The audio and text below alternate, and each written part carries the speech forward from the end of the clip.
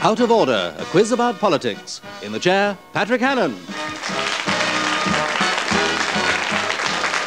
Thank you very much. Thank you. Hello and welcome to the show that invites politicians to demonstrate their unusual breeding. For, as Richard Reeves said, politics is sex in a hula hoop. And trying to prove they don't spend their lives playing around in circles are our regular team captains, Julian Critchley, the Tory member for Aldershot, and Austin Mitchell, the Labour MP for Great Grimsby. Joining them are, with Julian, broadcaster and journalist Martin Young, and with Austin, the Liberal Democrat MP and former party leader, Sir David Steele. Our scoring system is naturally one worthy of the Electoral Reform Society. 2 points if you answer correctly, 1 point if you're incorrect, but amusing. We start with an individual round based on quotations, which this week concern what, in less enlightened times, was known as the gentler sex. Julian Critchley, who lays bare her private life thus? You need so few clothes when you're not in the public eye and don't have 2 state banquets a week. Could be Margaret, of course. Yes. Mrs. Thatcher. Is it our glorious leader? Your glorious ex-leader? No, he lives in the past. It is nice. I can't come to terms with it. I think she has 4 state banquets a week now. She hasn't got to be Prime Minister, doesn't she? But not in this country. No, somebody... well, I wouldn't say very close to Mrs. Thatcher, but how can I give you a clue? Someone living in the same house as she used to live in. Oh, Mrs. Major. Mrs. Major, well done, Austin. Without giving you the name, Julian, it was difficult to give you any more. A point for you then, Austin. She's the wife of the new leader of the Conservative Party. What's his name? She's the wife. Yes, that's right. What's his name? Who is the new leader of the Conservative Party? Julian, have you learnt it yet? Major Ball, isn't it? Oh, Major Ball's up. Yes, I think we will go on. That was Norma Major explaining that she needed to wear far fewer clothes before her husband John became Prime Minister and took her to 2 state banquets a week, which makes you wonder if their previous evenings out were to Huntingdon's only nudist happy eater. Austin Mitchell, who shows she's not an easy type here. No rotten Eurocrat is ever going to get his hands on my breasts. Ah, now that was Edwina. But I think it was Edwina, because I remember her saying it, and she said it on the radio. I Not think. even Edwina would have said that. No, Edwina was going to be this answer, Julian. Edwina was going to be the heroine of Julian's book, which is called Hung Parliament, or Well Hung Parliament, because it's so sexy. But it was going to be called Who Killed Edwina Curry, but there were so many suspects that it was robbed of all mystery. Do you want to continue this plug for your book? Or should we get on with the quiz? What do you think? I think we should get on with it. It doesn't sound like the Edwina I knew and loved. Well, Julian, I tell you, if I could take points off you, but you haven't got any, I would, because it was Edwina Curry, indicating that such is our antipathy to EC officials that she'd stay out of arm's reach of them. This statement led to a rush of applications from people wishing to become Eurocrats. Martin Young, who's given a backhanded compliment here? She's a real no-nonsense lady, a sort of Harry Truman in pantyhose. I know a lot of MPs that wear pantyhose, but this is quite difficult. Well, let me help you by saying it's not an MP. That's tremendous. It's narrowed it down a lot, hasn't yes. it? Because that there means are there's 650 people it can't be. No, 630, I think the number is. Can we guess? Well, it's clearly Go on. Barbara Bush. Barbara Bush. Yes, a point to David Steele and Austin Mitchell working in harmony. I just recognise the pantyhose. Another pack. That was Barbara Bush compared in a less than flattering description by Johnny Carson to Harry Truman in pantyhose. Fortunately, Mr. Carson was stopped before he could go on to compare her to Abraham Lincoln in a bra, George Washington in a corset, or Richard Nixon in a baby doll nightie. David Steele, who reveals petty boudoir secrets here? We've been trying our different beds. I do like the 4 posters. Well, Is this a reference to checkers? it is a reference to checkers. Right. Well, it must be the Majors again. It must be the Majors again. Yes. 2 points. Very good. I I don't got know- 4 points because it was both of them. 1 for each corner of the bed. Yep. That was Norma Major again, explaining how she and John had tried different beds in checkers before discovering her preference for 4 posters. Mr. Major, of course, doesn't mind where he sleeps as long as it has a set of agreeably matching grey bed linen. So, at the end of that round, the scores are Austin Mitchell and David Steele 6, Julian Critchley and Martin Young, none.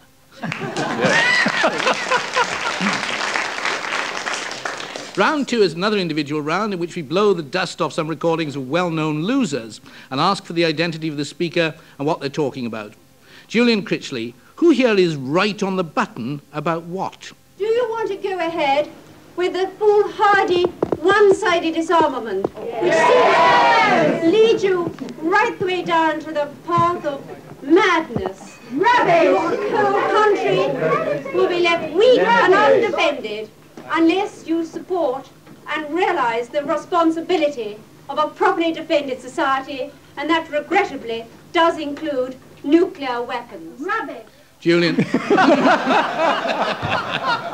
That is the lovely lady Olga Maitland, who for years had a column in the Sunday Express. Quite right. Do you know on what occasion that was said? It was not Any she was occasion not a you member care of to Parliament. mention. She was the chairman of Families in Favour of the Bomb, or something. It went round the country. Something very genteel, yes, certainly, and gentle. It was Lady Olga Maitland warning a 1983 Labour Party conference fringe meeting against disarmament. The hecklers agreed that although no one could accuse Lady Olga of dropping her H-bombs, they would rather stick to conventional weapons like purges, compulsory reselection, and John Prescott. But it did work, didn't it? It did work. She convinced them. To change the policy. To change the policy. They listened. Well, I'm surprised she hasn't been selected as a Labour candidate at this stage. Probably too far to the left at the moment, Still having Austin. some difficulty being selected as a Conservative candidate. David Steele, which veteran campaigner talks about what here? I did not go to this constituency after the time my nomination paper was accepted as valid, and until after the polling closed, when I went up there merely to get to the count, and in order to challenge the vote if I didn't get more than 2 votes. That's a famous... Sounds like one of mine, but I don't think... not one of yours, but it was someone who was very famous as a parliamentary campaigner a few years ago. Not Bill Boakes. Bill Boakes. Oh, well, yes. Commander Bill Boakes. Yes, what was his party? It was the Air, Road and Light Public Safety... White resident. White resident with bicycle party. Or something. He got the name first. It was veteran parliamentary We decided not to adopt that name as one of the few we didn't decide to adopt. Veteran parliamentary campaigner Commander Bill Boakes in 1982 there, explaining that he didn't visit the Hillhead constituency from the time of his nomination until the results were declared, a policy that many electors wish all candidates would adopt. No one knows who provided Commander Boakes with his second vote, but it was noted that polling day coincided with a full moon. Martin Young, who here complains of dirty fighting and when?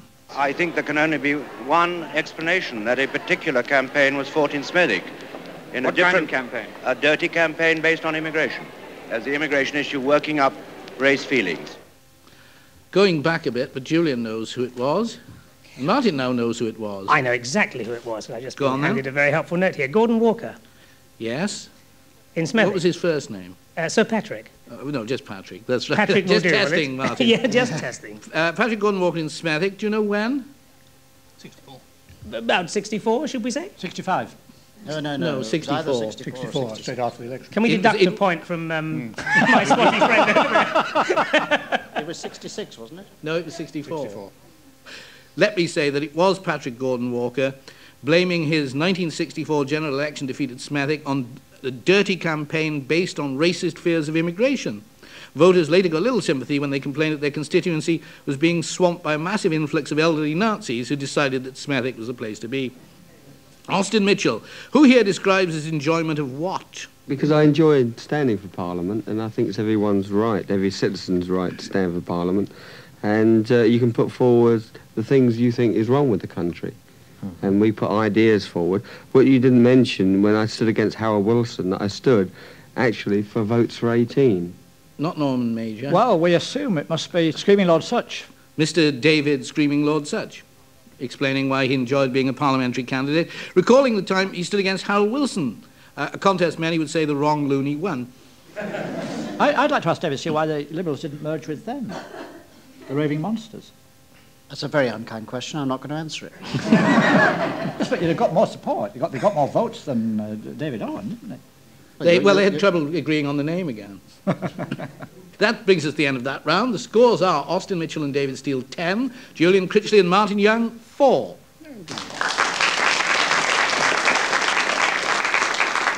Now to a round that asks our guests to show that if laughter's the best medicine, then they can jump the waiting lists by telling us a joke. To put them in the mood, we'll dust off a vintage gag for each of them and invite them to better it. First, a joke. Ian Paisley visited his local cemetery and inquired about the cost of a burial plot. "Seeing as it's you, Mr. Paisley," said the official in charge, "I can do a special rate of £250. £250, the Reverend Paisley erupted. "That's outrageous." "But it's a lovely plot," the official responded, "in a quiet corner of the graveyard. Where better to spend your eternal rest? £250 for eternity? Then I can offer you 10 pence. After all, I shall only be needing the grave for 3 days. Martin Young. Well, I just was reminded of a Groucho Marx remark. From the moment I picked up your book to the moment I put it down, I couldn't stop laughing. One day I intend to read it. And that's why I'm going to pick up this book, which is... the Ian Paisley Book of Jokes. The Ian Paisley Book of Jokes. No, it's actually the Mikhail Gorbachev Book of Jokes, jokes that one hopes no longer work in the Soviet Union. It's about 3 Soviet labor camp inmates who sit there chatting. "What are you in for?" asked the first. "Me? I spoke badly of Comrade Popov in 1939. And you?" "I spoke well of Comrade Popov in 1940. "And what about you?" they asked, turning to the third. "I am Comrade Popov." Well read, Martin. 2 points. David Steele, can you listen to this? An American farmer was standing on the steps of the town hall during a campaign speech. A stranger walked up and asked him, "Do you know who's talking in there now, or are you just going in?" "Nope," replied the farmer. "I've just come out and it's Dan Quayle who's talking in there." "What's he talking about?" asked the stranger eagerly. "I don't know. He didn't say." David Steele. I think it was Lloyd George was once making a campaign speech on the subject of devolution. And he said, "Home rule for Scotland, home rule for Wales." And a voice from the audience said, "Home rule for hell." And he said, "That's right, every man for his own country." And that brings us to the end of the round. The scores are Austin Mitchell and David Steele 12, Julian Critchley and Martin Young 6.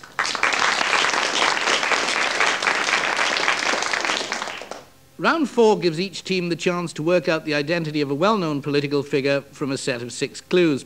If you guess the name correctly after the first clue, you get 6 points. The clues get easier as they go along, and the points diminish accordingly.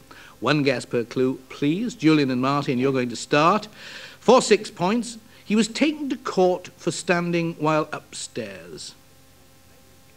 Wedgwood Ben. Wedgwood Ben is absolutely right. Very cryptic clue. I laugh. Would you like to This was in explain? 1960, 61, 62, when he inherited his title as Lord Stansgate, and then he stood in Bristol. He stood in Bristol, that's right, and then he attempted to get rid of his peerage and succeeded. Yes. Now, his name has shrunk over the years, and he's now Citizen Ben. That's right. He inherited the title. There was a by-election because he stood and was elected and was disqualified by the Electoral Court. 6 points to you, Julian. But he's gone from Anthony Wedgwood Ben, as Julian says, to Tony Ben. I think one day he'll be... Austin and David, your clues are as follows. For 6 points, he started sending thousands to the Tower. Any idea? Could we have the Tony Benn question? Any idea? Give us a name, Austin. It's not Blackpool Tower, is it? Not Blackpool Tower. Well, I think I better push on you. Yeah. For 5 points, he successfully peddled the cycle of deprivation. Is this Lord Hailsham? No, it's not Lord Hailsham. Norman Tebbit. It's not Norman Tebbit. I'll go on 4 points. His contraceptive withdrawal put a mother on top. These clues are not to... These clues are not to be taken Keith Joseph. literally. Keith Joseph. Made way for Margaret Thatcher. It's Keith Joseph. Keith Joseph is quite right. 4 points to you. Can you explain the first two? The first two, he started sending thousands to the Tower. These are the Tower blocks, the building of Tower blocks which he encouraged. Right. The cycle of deprivation was a phrase he invented. Yeah. And, of course, his urging of the working classes should use more contraceptives ruled him out of the leadership. I don't think it was that alone, it must be said, but he did help Mrs. Thatcher to become leader of the Conservative Party. Anyway, you've got 4 points for that. That brings us to the end of the round. The scores now are Austin Mitchell and David Steele 16, Julian Critchley and Martin Young 12. Time now for a round that shows politicians are adept at more than one kind of discord, as we ask the teams to identify electioneering campaign songs aimed at some windy voters. Julian and Martin, whose totally tropical appeal to voters is this? Rastaman and minister, salesman, tailor, messenger, when the PNP win this race, all of us will have a place. Vote socialism in this election. Vote PNP in this. Now, of course, David Steele made a record very like that It wasn't a few as good, years was it? ago. It This was one, no. Manly. Yes, Julian. Manly Go in on. Jamaica, surely, wasn't it? Yes, a song about Michael Manley of Jamaica. Do you know his party, which was in the song? PNP, was it? PNP. PNP? Do you know what it is? People's Nationalist Party? Oh, close. People's National Party. It doesn't give you any more points anyway. I just thought I'd see if you knew it. It was a 1976 campaign song on behalf of Michael Manley's Jamaican People's National Party. However... I hope they lost. Well... I'll explain all in a second, Austin. Mr. Manley's subsequent Marxist rhetoric and Communist Party ties persuaded voters at the next election that rather being just a dance for tourists, Limbo was a good place to send him. Austin and David, who here says whom is not failing too good?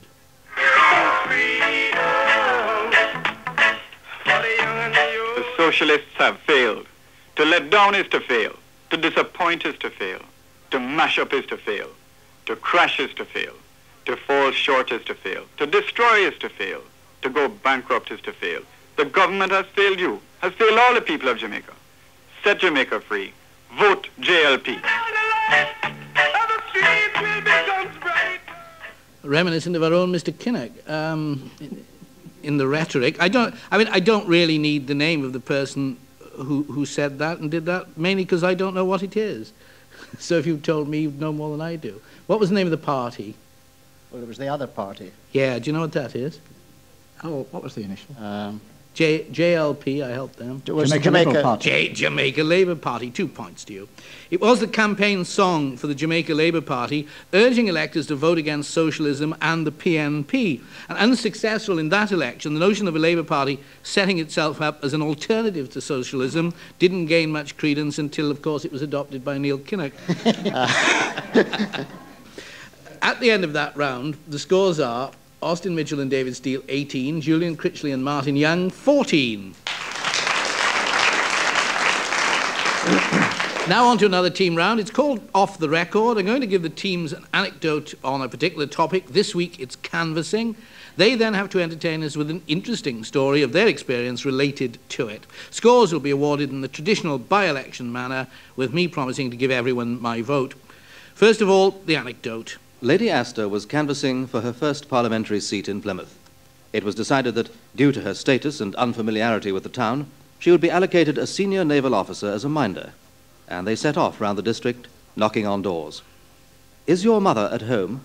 asked Lady Astor imperiously when one door was opened by a small boy. "No," replied the lad, "but she said that if a lady comes with a sailor, they're to use the upstairs room and leave 5 bob." Martin Young, can you improve on that?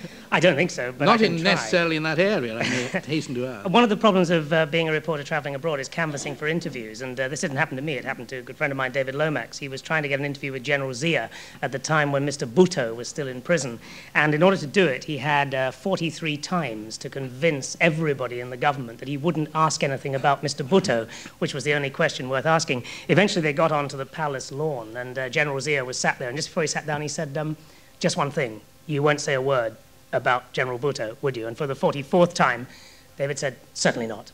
You have my word of honor as a BBC journalist." A great thing to say anywhere in the world. And they started the interview, and the cameras rolled, and David looked straight into his eyes and said, "Are you going to murder Mr. Bhutto?" And General Zia replied and said he wasn't and all the rest of it. He did about a week later. And in fact, during the course of the interview, he answered this question several times. And then they had to break to change the film. And the producer rushed forward and said, "Didn't your president do well? He completely destroyed my reporter." And all the aides who were halfway up the wall came back down and said, "Yes, didn't our president do well?" There you are. Never trust the BBC, but I think the politicians with me know that. Julian Critchley. Well, I try to avoid canvassing as much as I can. I've done too much of it in my lifetime.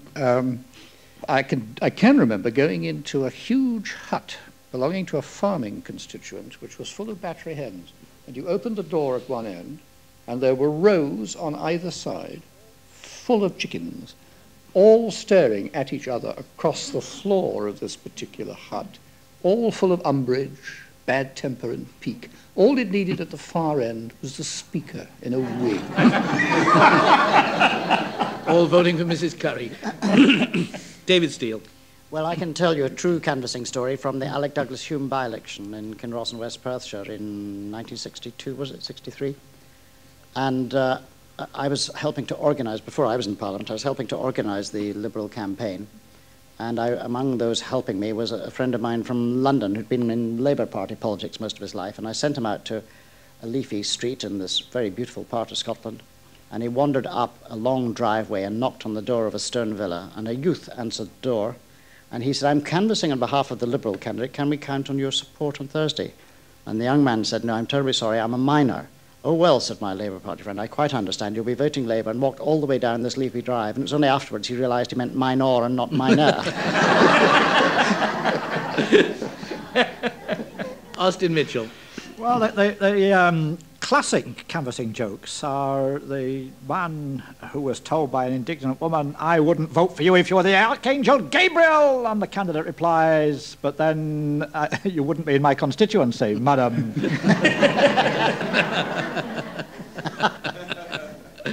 Well, by the awesome powers vested in me, 4 points to either side. That brings us to the end of that round, and the scores are Austin Mitchell and David Steele, 22, Julian Critchley and Martin Young, 18. Now it's time for a round that proves backbenchers aren't always sleeping on the job, as we look at some members to remember. The object of this round is for the teams to answer as many of 15 questions as possible in 2 minutes. First person to hit the button and supply the correct answer gets the point. If it's wrong, it's open to the other team. Well, this week's round is entitled Red Roses and Red Faces, and it starts now. Which Labour MP announced to the press that he'd had sex with women at a conference in Greece? Yes, David Steele. George Galloway. George Galloway. How many women were separately involved? 2. Yes, David. 2 is right. What region's problems was the conference concerned with? Yes, Austin. Developing world.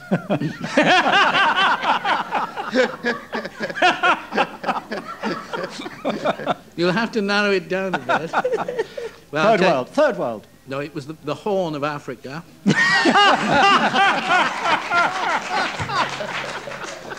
hope I pronounced that right. Which Labour backbencher received a 60-day prison sentence in July 1991? Yes, Martin. Oh, yes, they did. Fields. Yes, Terry Fields. Fields. He's about to receive a bigger sentence from Neil Kinnock, by the looks of it. Well, what for? Well, not paying his poll tax. Not paying his poll tax, yes, Sorry. That's right. Which Labour MP was reported to have dressed in a dog collar and whipped in a Berlin nightclub? Yes, Austin? Alan Roberts. Alan Roberts. Which magazine first made these allegations?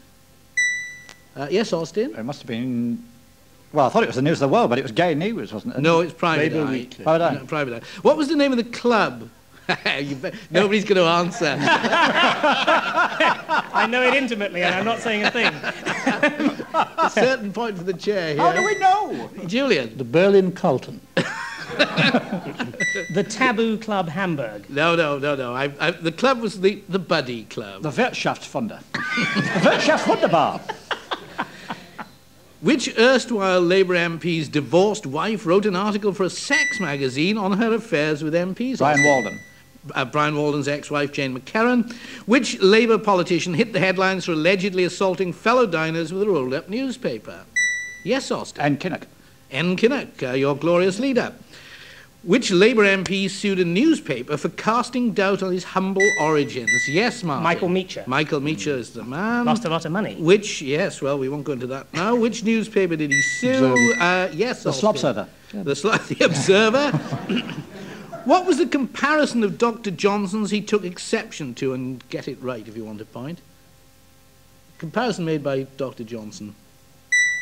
Yes, Martin. Is it the power of the whore with the power without responsibility? No, that wasn't Dr. Johnson. That was Stanley Baldwin, but we won't worry about God, that. I wish I hadn't spoken. Considerably later. No, Dr. Johnson's comparison, there is no settling the point of precedency between a louse and a flea. Oh, yes. Which husband of a Labour MP was alleged to have had an affair with a 27-year-old woman he called Coco? Wasn't you, was it, Austin? No, no. He's trying to remember. Oh, yes, I know. This man was an MP. Yes, himself, yeah. he was an MP. It was John... Go on. Yeah, yes. Go on. 1 point. John Golding. John Golding, yes. What was his position? Horizontal. It was in a Berlin nightclub. What his position at the time? He was a deputy. I think we'll leave it at that. His position was General Secretary of the National Communications Union, but that does bring us to the end of the round. But it brings us to the end of the contest, and as our teams begin to wonder whether the campaign rosettes will keep till next time, the final scores are Austin Mitchell and David Steele, 29, Julian Critchley and Martin Young, 21. Never mind. And at the end of this last programme, I can reveal that the series score is that there have been 2 ties. Austin Mitchell's teams have won 1 contest, but Julian Critchley's teams 3. Freak out! Freak out! Freak out!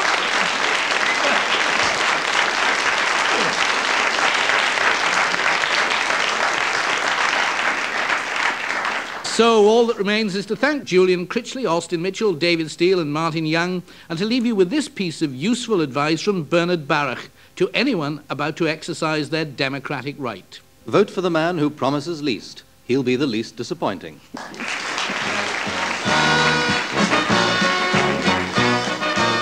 Out of Order was presented by Patrick Hannan with readings by Peter Donaldson. The series is written and compiled by Michael Dines and produced by Diane Messias.